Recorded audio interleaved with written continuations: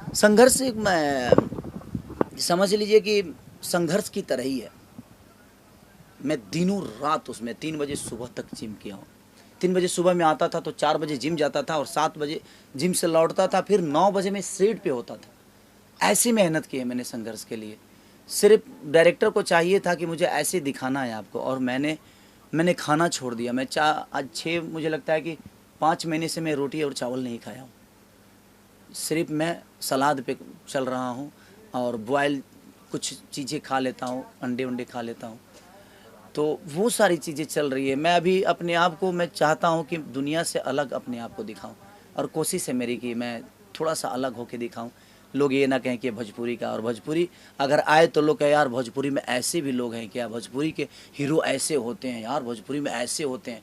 मैं ये चाहता हूँ कि पूरी दुनिया ऐसे ही बोले कि यार भोजपुरी के लड़के क्या टैलेंटेड हैं, क्या भोजपुरी के लड़के अपने बॉडी पे काम कर रहे हैं, क्या अपने लुक पे काम कर रहे हैं। मैं दुनिया को बताना चाहता हूँ कि जब भोजपुरी की बात आए तो लोग ये चर्चा करें कि भोजपुरी के लड़के यार क्या काम कर रहे हैं। जैसे लोग साउथ के बोल रहे हैं, हिंदी से ज़्यादा बेहतर कंपेयर लोग साउथ के हीरो लोगों को कर रहे हैं। तो मैं वही चाहता हूँ कि हर जगह से ज़्यादा अच्छा कंपेयर हमारे भाषा के हीरो लोगों का हो, हमारे भाषा के कलाकारों का हो। तो मेरी कोशिश है, उसी पे अपना काम कर रहा हूँ। संघर्ष के प्रोड्यूसर डायरेक्टर बस रत्नाकर भैया मेरे बड़े भाई हैं, और बराग जी मेरे बड़े भाई हैं। सारे लोग जो भी उससे जुड़ा है, सब लोग मेरे गार्जियन स्वरूप हैं, और वो जब भी कुछ करते हैं मेरे साथ तो वो अद्भुत करते हैं।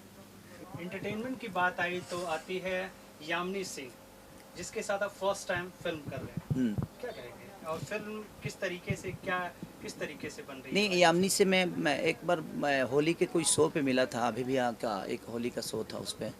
तो मेरी ज़्यादा कभी यामिनी से बातचीत भी नहीं हुई। लेकिन यहाँ हम आए हैं तो सिनेमा कर रहे हैं एक दूसरे के साथ। वो मेरी हीरोइन है और मैं उनका हीरो हूँ। तो यामिनी कलाकार बहुत अच्छी हैं, पर्सनालिटी बहुत अच्छी है उनकी, एक्टर बहुत अच्छी हैं। अभी तो मैंने उनके साथ 2 से 3 सीन किया है और मुझे बहुत परफेक्ट लगी वो। भोजपुरी इंडस्ट्री में एक ऑप्शन आ गई। अच्छा है कि वो अपने आप को और थोड़ा सा बनाने की कोशिश करे, और वो मेहनती हैं, वो बिल्कुल बना लेंगी। और मेरी शुभकामना है यामिनी के साथ। एक रील भी बनाया मैं, उसमें क्या काम किया उन्होंने। तो चीज़ें कलाकार समझ में आ जाता है। मैं कलाकार हूँ तो कलाकार का वो जो ऑरा होता है ना, वो समझ में आ जाता है कि ये कहाँ तक जाएगा। और मुझे यामिनी के अंदर पॉजिटिविटी नज़र आई। बड़ी दिल की बड़ी खुले विचार की हैं वो। पूरे यूनिट में हर छोटे छोटे बच्चों से भी एकदम इंटरटेन होती रहती हैं, इंटरटेन करती रहती हैं। ऐसा नहीं हीरोइन वाला बात उनके अंदर नहीं है। वो पर्दे पे हीरोइन हो सकती हैं, लेकिन बाई नेचर वो खेसारी लाल 2 है कि वैसे ही लोगों को सबको इंटरटेन करना, लोगों से बात करना, लोगों से मिलना, हंसी मस्ती। ऐसा नहीं कि मैं हीरोइन हूँ, मेरे से क्यों बात कर रहा है कोई, नहीं, ऐसा नहीं है। तो यामिनी एक उनके अंदर मैंने एक बच्चा देखा जो खेसारी के अंदर है बच्चा। वही बहुत सारे कलाकारों के, हमारे कलाकारों के अंदर बच्चा है। जैसे अमरपाली जी के अंदर एक बच्चा है, अक्षरा जी के अंदर एक बच्चा है, काजल जी के अंदर एक बच्चा है। भाई तो जो भी जिसके अंदर एक बच्चा है वो कलाकार कभी मर नहीं सकता है। मेघाश्री को आप देखिएगा तो उसके अंदर तो समझिए कि वो लगता है जो किसी की गोदे में बैठी है, इतनी मासूम। उससे सवाल भी आप करिएगा ना तो उसको पता नहीं चलता है, लेकिन फिर भी जवाब देने की कोशिश करती है। और पूरे दिन सेट पे लोगों से इंटरटेन करना, जो समझ में नहीं आता है तो भोजपुरी सीखने का उसके अंदर एक क्षमता है कि नहीं मुझे बताइए सर, बताइए, आप बताइए, तो सबसे घुली मिली रहती है। तो एक आर्टिस्ट को ऐसा ही होना चाहिए कि सेट को भारी ना करे, सेट का माहौल जो हो एक फैमिलियर तरीके से हो। और वही चीज़ें बहुत सारे आर्टिस्टों में है, और जिसके अंदर ये बातें हैं कि वो सेट को भारी नहीं करता है, वो सेट को इंटरटेन करते और लोगों का प्यार पाते हुए चलता है, वो कभी गिरता नहीं, वो हमेशा दुनिया के दिल में रहता है। फिल्म के डायरेक्टर और प्रोड्यूसर के बारे में क्या कहना चाहेंगे, जो पूरा फिल्म बनी अभी? देखिए अभी तो हम लोग 4-5 दिन ही शूट हुआ है। अभी पूरा शूट होने के बाद ही बताऊंगा कि ये अपने सिनेमा को कहाँ तक लेकर जा रहे हैं। लेकिन अभी जितना दिन से हो रहा है, हमें जो चीज़ चाहिए सब कुछ मिल रहा है हमारे सिनेमा के लिए। मैं अपने लिए कुछ मांगता नहीं, सिनेमा की रिक्वायरमेंट जो भी होती है, हमारे डायरेक्टर साहब भी कैपेबल हैं, अच्छा काम कर रहे हैं।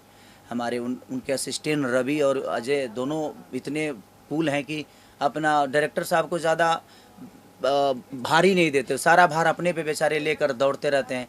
और हमारे डायरेक्टर साहब डेली हम लोग डिस्कस करके ही काम करते हैं, तो डेली का एक डिस्कशन होता है, फिर हम अगले दिन शॉट लगाते हैं। प्रोड्यूसर जी तो देखिए हम पहली बार सबसे मिले हैं। समर जी बहुत कूल विचार के आदमी हैं, दिल्ली से हैं वो, और उनका सपना था मेरे साथ सिनेमा बनाना कि मेरा एक सपना है सर और आप पूरा कर दीजिए। और जो सपना होता है ना तो हर आदमी सपने को साकार, उनके सपने में मैं आया, यही मेरे लिए बहुत बड़ी बात है। फिल्म का नाम है प्रेम की पुजारन, इस पे क्या कहना चाहेंगे? प्रेम की पुजारन तो सब लोग हैं, लेकिन ये इस प्रेम की पुजारन जो है ना वो अलग लेवल पे है। आप लोग जब सिनेमा देखिएगा तो समझ में आएगा।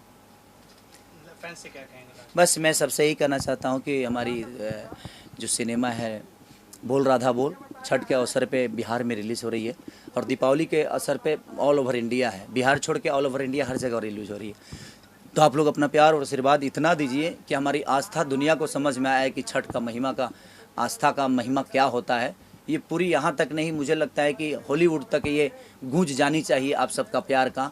इतना बड़ा इनिशियल दीजिए और इतने भीड़ के साथ जाइए कि छठी मैया हमारे आस्था को पूरी दुनिया तक बता दें कि हाँ, और आपको बताना है छठी मैया तो को क्या बताना है, हमें बताना है कि हमारे अंदर उनके प्रति कितना प्यार है और लगाव है।